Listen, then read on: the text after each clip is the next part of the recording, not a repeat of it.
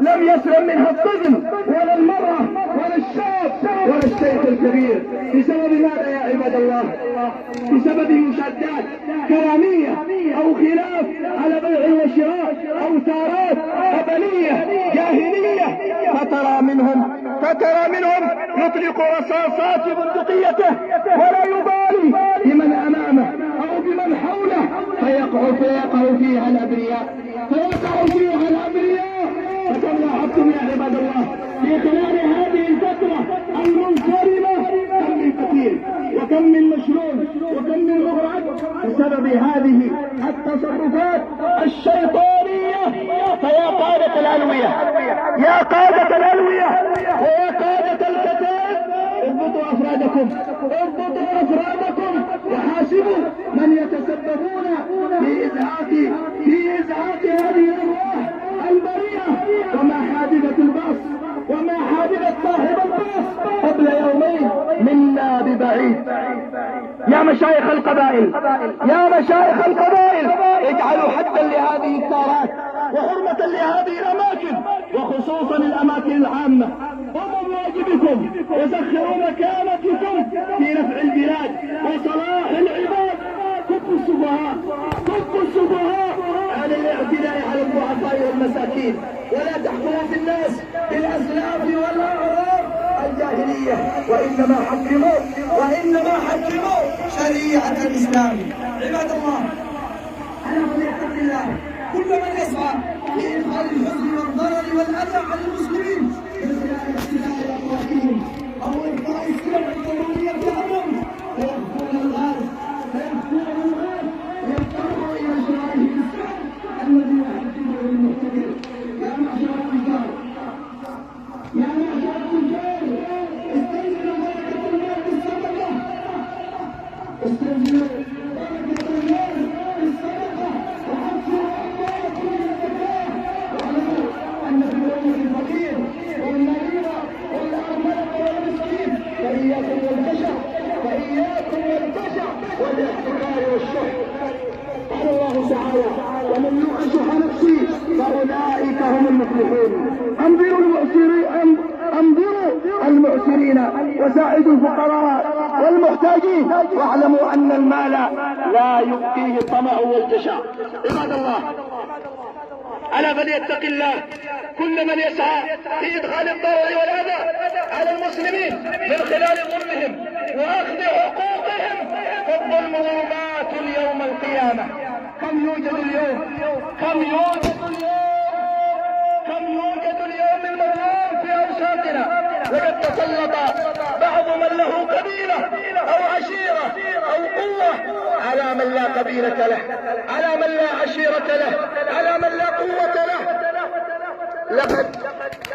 لقد تجبر يا عباد الله بعض من له منصب على من لا منصب له، وتعاملوا مع الآخرين بلغة الكبر والغطرسة، فتقووا على عباد الله في دمائهم بسفكها أو أعراضهم بأرضها أو أبنائهم بالتعرض لهم أو أموالهم بأرضها والتسلط عليها، حتى وصل الحال أن أشخاصا لأن أشهر كل يوم معانيس يؤذون الأرض من ظلم الله. ووصل الحال يا عباد الله أن أشخاصا يبيعون عن كل شخص، فإذا كان بيع سلطوا عليه أشخاص آخرين يؤذونه حتى يدفع لهم مبلغا آخر، فتجد يشتري هذه الأرض المقهورة الثانية الثالثة. كل ذلك من يا عباد الله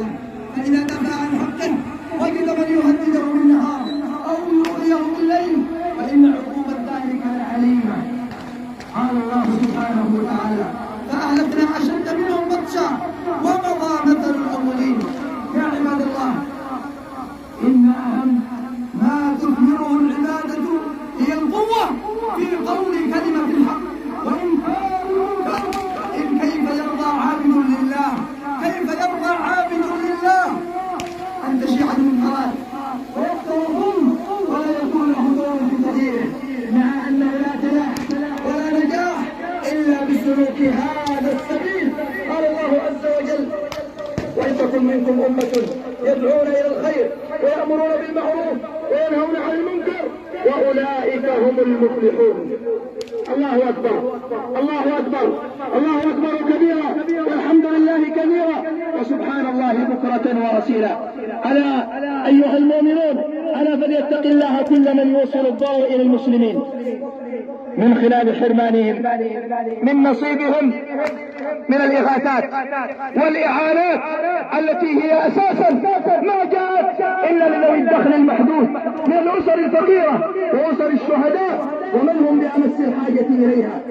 فيا من أوكل إليكم، يا من أوكل إليكم برفع، يا من أوكل إليكم برفع كشوفات الأسر المحتاجة، ماذا ستقولون لله؟ ماذا ستقولون لله عندما يكون خصمكم يوم القيامة الفقراء والمساكين والأرامل واليتامى الذين حرموا منها، وأعطيتموها التجار وأعطيتموها الأغنياء وأصحاب النفوذ وأصحاب النفوذ. عباد الله، ألا فليتق الله أناس اعترضوا على قدر الله، اعترضوا على أقدار الله، وتسخطوا على أحداث الحياة، أو تأثروا بأفلام الدين والكذب فأقدموا على الشمس والانتحار.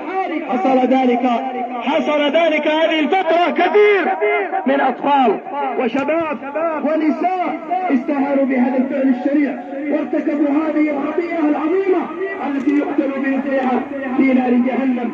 قال الله تعالى: ولا تقتلوا أنفسكم إن الله كان بكم رحيما. أسأل الله عز وجل أن يحفظ شبابنا ونساءنا وأطفالنا من كل سوء ومكروه. أقول ما سمعتم وأستغفر الله العظيم لي ولكم من كل ذنب فاستغفروه إنه هو الغفور الرحيم.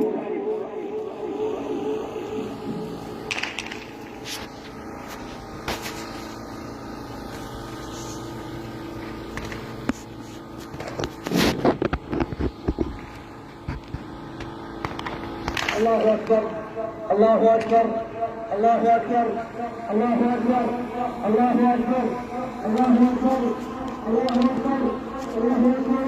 ما ذكر الله يذكر وذكر، الله أكبر.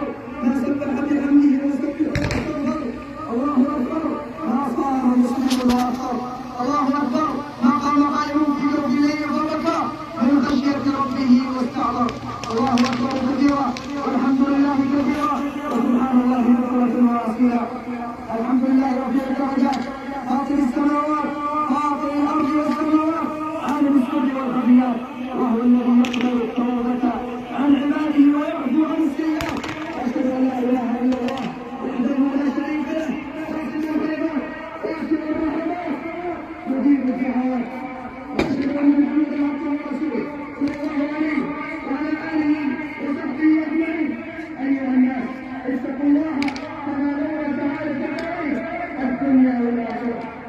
يا عباد الله، لقد كرم الإسلام غرائز الفرد ووضع للشهوة بديلها المأمونة عن طريق تشريع الزواج الذي أنعم الله عليه بتيسير أمره وتسهيله في هذه البلاد. فاحفظوا على أنفسكم وأجيالكم هذه النعمة وصونوها من المخالفات والتجاوزات في مراسم الزواج، فإن ذلك سبب لضياع هذه النعمة.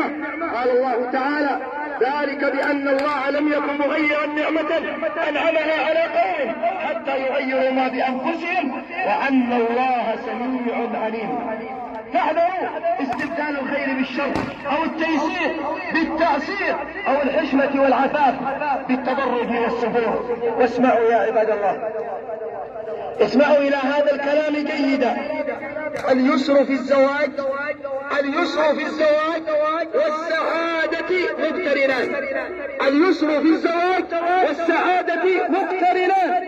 كلما يسرنا الزواج وسهلنا خطوات الزواج وخفضنا مهور الزواج فإن الزواج يكون سعيدا، وأن العسر في الزواج والشقاء مقترنان.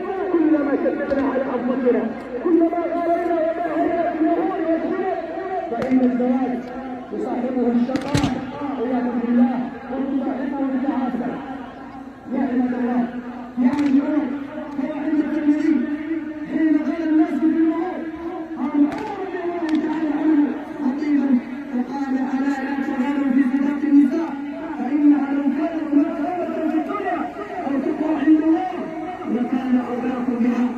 رسول الله صلى الله عليه وسلم.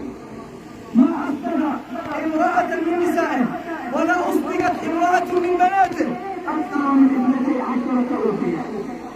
وأردت يا عباد الله بتجديد الكلام عن الزواج، لأن مقدمات الزواج الآن ستبدأ بعد العيد، وبعضهم قد بدأ بإرسال الدفع أو الشنطة، فنجد البعض يرسل 8,000 ريال سعودي، 7,000، بل بعضهم وصل إلى 10,000. لماذا يا عباد الله؟ لماذا هذه المباهاة؟ هذا الزواج يا عباد الله والله لقد جربنا ذلك ورأينا أسر تاهت في هذه الأمور، فكان نتيجة الطلاق المشاكل والشقاء، ثم أدى بعد ذلك إلى الطلاق. يا عباد الله يسروا، وإننا نجد أعظم هؤلاء الذين يبالغون في الدفع أو في الشرك يكونون أبخل الناس بعد الزواج على زوجاتهم، ألا فليتق الله عز وجل كل واحد منا ونخفف في ذلك. فمن سن سنة حسنة في الإسلام فله أجر من عمل بها، ومن سن سنة سيئة فعليه وزرها وزر من عمل بها. يا عباد الله، يا طلاب العلم ويا دعاة الإسلام، يجب أن تكونوا أبعد الناس عن الوقوع في تحريش الشيطان. ففي صحيح مسلم عن جابر أن النبي صلى الله عليه وسلم قال: إن الشيطان قد أيس أن يعبده المصلون في جزيرة العرب، ولكن في التحريش فيما بينهم. فلا يجوز أن يكون الخلاف في مسائل الاجتهاد سببا للتشاحن والتفرق والتصارع والعداوة والبغضاء، فإن الخلاف قد حصل بين الصحابة رضي الله تعالى عنهم في مسائل كثيرة من مسائل الفقه، وفي بعض مسائل العقيدة، ومع ذلك لم يجلب التفرق والتشاحن، أي هذا النزاع الذي بينهم والخلاف لم يجلب التفرق والتشاحن فيما بينهم. قال شيخ الإسلام ابن تيمية عليه رحمة الله: وكانوا يتناظرون في المسألة مناظرة مشاورة ومناصحة، وربما اختلف قولهم في المسألة العلمية والعملية مع بقاء الألفة والعصمة وأخوة الدين. ونحن مجرد خلاف في بعض الفرعيات يأتي ويريد أن يتسلط عليك على مصلاه، يأتي ويريد أن ينتهي حتى من حدوده نتيجة خلافات فزعنا كثيرا يا عباد الله. إن الإصرار من قبل بعض الدعاة على تقدم زلات العلماء والدعاة إلى الله والجماعات الإسلامية وجعلها وسيلة للوقوع في إعراضهم والميل منهم هو خطأ يخالفون فيه منهج أهل السنة والجماعة الذي يدعون في التعامل مع خلاف العلماء. واسمعوا ما قال المبارك عليه رحمة الله: أنا فالذي أنصح بهؤلاء الإخوة الذين وقعوا في أعراض الدعاء، ولا نؤمنهم أن يتوبوا إلى الله، تعالى مما كتبته أيديهم وتوفرت فيه ألسنتهم مما كان سببا في إفساد قلوب بعض الشباب وتحريم للأحقاد والضرائب. والله قد أصبح بعض الشباب مسحور على منهج الجماعات، على بعض الدعاة من كثر ما يتلقى عن هؤلاء على خير. فيا دعاة الإسلام لا ينبغي هذا. جاء عند مسلم من حديث أبي مسعود البدري رضي الله تعالى عنه قال رسول الله صلى الله عليه وسلم: ولا يؤمن الرجل في سلطانه ولا يقعد في بيته على أريكته إلا بإذنه. اسمعوا يا عباد الله إلى هذا الحديث العظيم: ولا يؤمن الرجل في سلطانه ولا يقعد في بيته على أريكته إلا بإذنه. قال الإمام النووي في شرح مسلم: إن صاحب البيت والمجلس وإمام المسجد أحق من غيره، وإن كان الغير أفقه منه وأقوى وأورع لله. الإمام الراتب في المسجد في المصلى هو أولى، ولو جاءت الأوامر ممن جاءت. والله يا عباد الله، والله وأنا لا أقولها رياء، لو قيل لي اذهب وجاء أمر من أعلى مكان، اذهب نازع الشيخ عبد القادر في مصلاه أو نازع الشيخ وضاح في مصلاه، والله لا أفعل ذلك ولا أذهب إليهم مهما كان بيني وبينهم من خلاف أو من غير ذلك من هذه الأمور. لماذا؟ لأنه أحد في سلطانه، لأنه أحد في مصلاه. فلماذا بعض الدعاء أين ذهبت عقولهم، أين ذهب كتابهم، أين ذهب تفسيرهم عندما يأتي يريد أن يطبق السنة ويريد أن ينازع التكبير الصلاة، يريد أن ينازع التكبير الصلاة. صبرنا على كلامهم، صبرنا على أدائهم، وأدائهم بالطعم وبالطعم لكن والله لم نسلم صلاتهم ولا مساجدنا.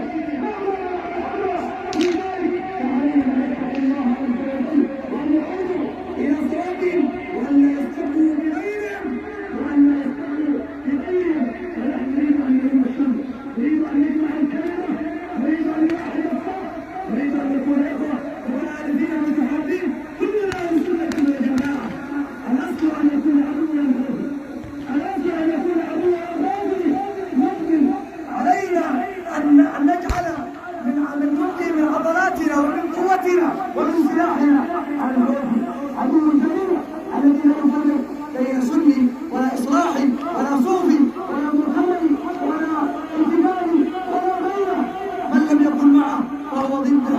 اما ان نعرض عضلاتنا على بعضنا البعض وناتي نتسلط على مسميات بعضنا البعض بينما ايام مكان الوجه لم يجرأ احد ان يتجرأ على مصلى، لم يجرأ احد ان يتجرأ على مصلى. الله اكبر، الله أكبر، الله أكبر كبيرا، والحمد لله كثيرا، وسبحان الله بكرة وأصيلا.